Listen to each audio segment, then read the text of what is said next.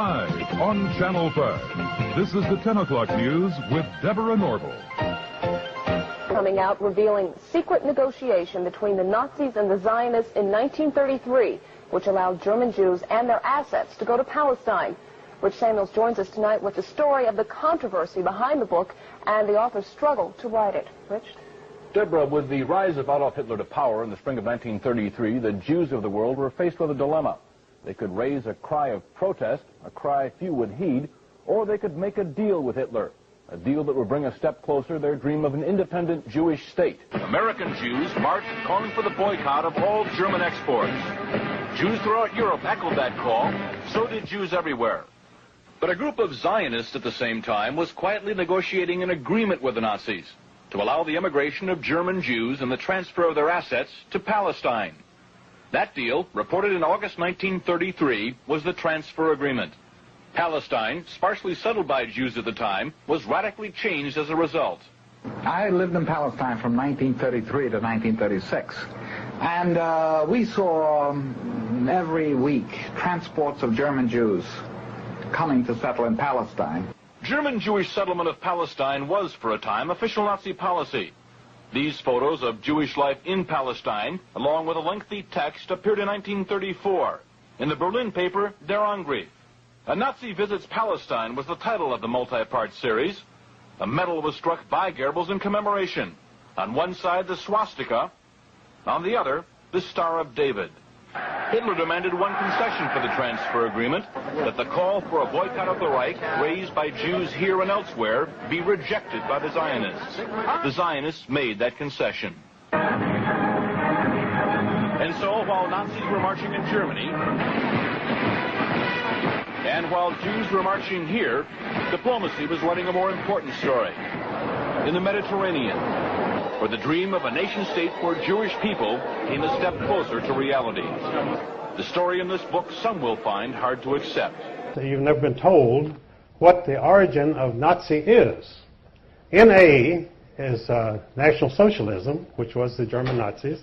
And in 1923, there was a double agent who came to Hitler, and he said to Hitler, look, your Nazi party is not, your National Socialist Party is not getting off the ground. You need an alliance. And he suggested that they ally with the Zionist Party. So the NA of National Socialism joined with the Zionist Party in the World Zionist Party in 1923, and ever after was known as the Nazis, NAZI. The ZI was for Zionists, but of course no one knew that, because our popular mythology is that the terrible Nazis were attacking the Jews. But what we were never told is there was a great schism in the Jewish community of the world between the Zionists and the non-Zionists. You see, the non-Zionists were the Orthodox Jews who believed you could not have a Jewish state until the Jewish Messiah came. They didn't acknowledge Christ as Messiah, so they were waiting for their own Jewish Messiah to come. Then you would have a Jewish state, and that Jewish state would rule the world. But the Rothschilds in 1828 decided they couldn't wait for the Jewish Messiah, so they started what they called Reform Judaism under Moses Hess. And Reform Judaism said, yes, you can have a Jewish state before the Messiah comes. And the reason you could have it was the Rothschilds had made so much money, they said, we'll buy our own state. So the Rothschilds sent people out to the Middle East to have Jewish settlements, and which is today the State of Israel, totally created by the Rothschild money. And so Reform Judaism then became the cause of a great schism between Orthodox Jews and Reform Jews.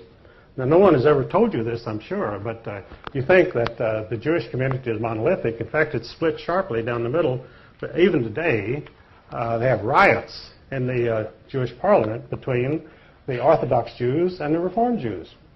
And they cannot agree on anything because the basic premise is a fundamental disagreement over whether a Jewish state should even exist today.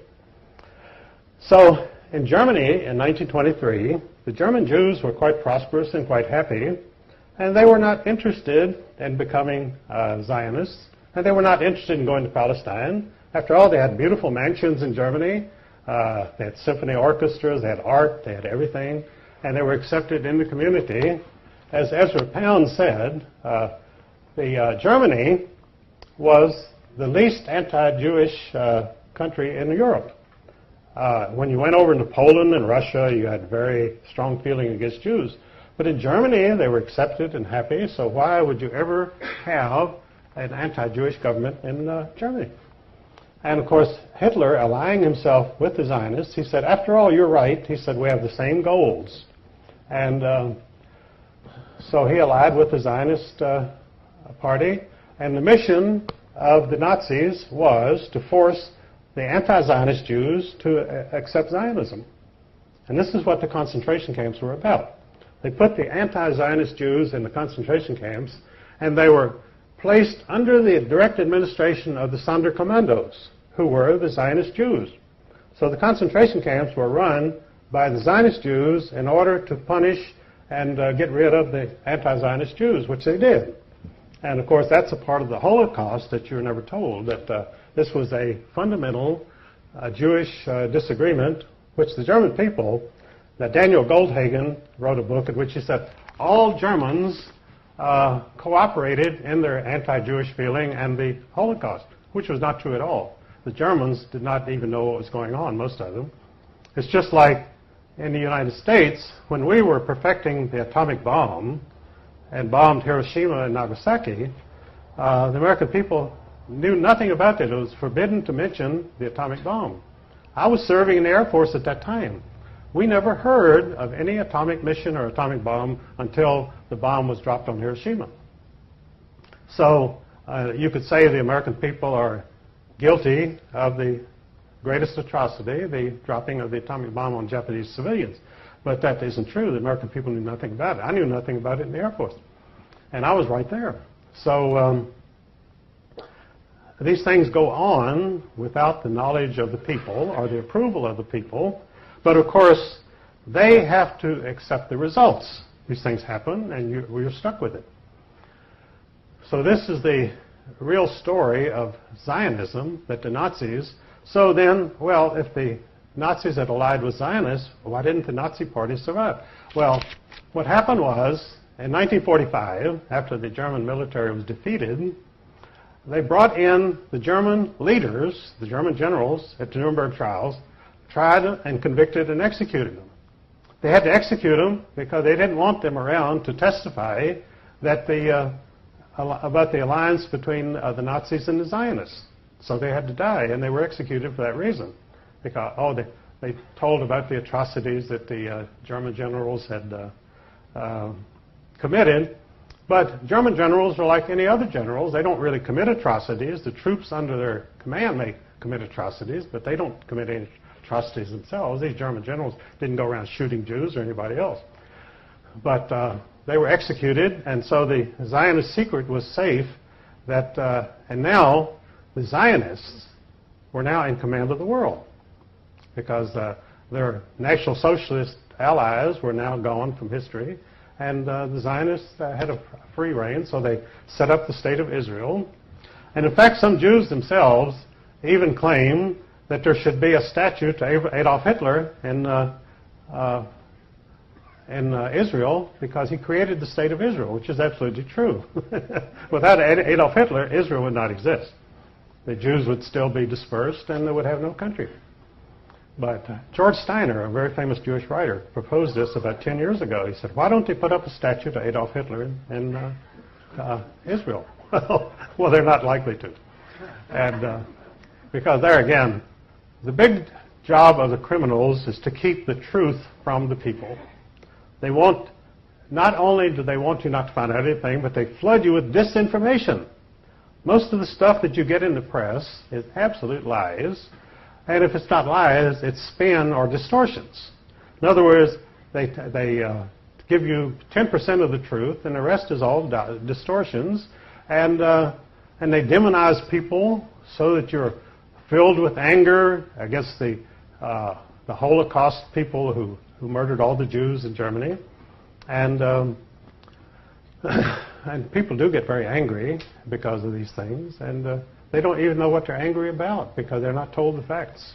and never will be told the facts, because the press is totally in the hands of the bankers. Because news is a high-budget, capital-intensive operation. You need a lot of money. You need a staff covering the whole world, and it's a very expensive situation. So the average truth seeker is not going to start his own television station or newspaper, because he doesn't have the $100 million that you need to even get it off the ground. So we're reduced to meetings like this, which are very good. And we also, God apparently was merciful on us, and he gave us the internet. Because in fact, in the States, we had this total monopoly of television by 3 television networks, which were all controlled by Zionists. And so along came cable, and suddenly we had all new stations and all sorts of controversial programs coming on, which, of course, the 3 Zionist networks would not touch with a 10-foot pole. And the result was they were left behind. They had 100% of the television audience. They now have 30%, and it's dropping every year. In fact, it's probably less than 30%, but they're cooking the books in order to maintain their advertising revenues to give a totally false picture.